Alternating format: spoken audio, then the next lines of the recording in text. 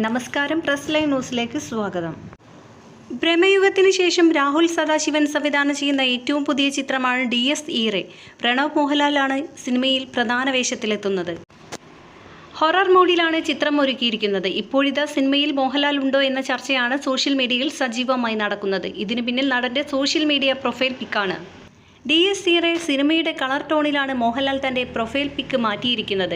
കറുപ്പും ചുവപ്പും നിറത്തിലാണ് സിനിമയുടെ ഇതുവരെയുള്ള പോസ്റ്ററുകളെല്ലാം അണിയറ പ്രവർത്തകർ പങ്കുവച്ചിരുന്നത്.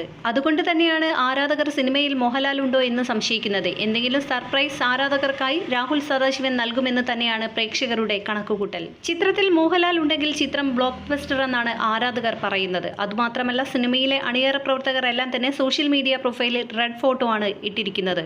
ഒക്ടോബർ 31 ചിത്രം പുറത്തിറങ്ങുന്നത്. ചിത്രത്തിൽ പ്രണവ് നായകനായും വില്ലനായും എത്തുന്നുണ്ടെന്നാണ് റിപ്പോർട്ട്. അഭിനയത്തിൽ പ്രണവ് ഞെട്ടിക്കുമെന്നും ഇതുവരെ കാണാത്ത നടന്റെ വേഷപ്പകർച്ചകൾ ഈ സിനിമയിലൂടെ കാണാൻ സാധിക്കുമെന്നാണ് പലരും എക്സിൽ കുറിക്കുന്നത്.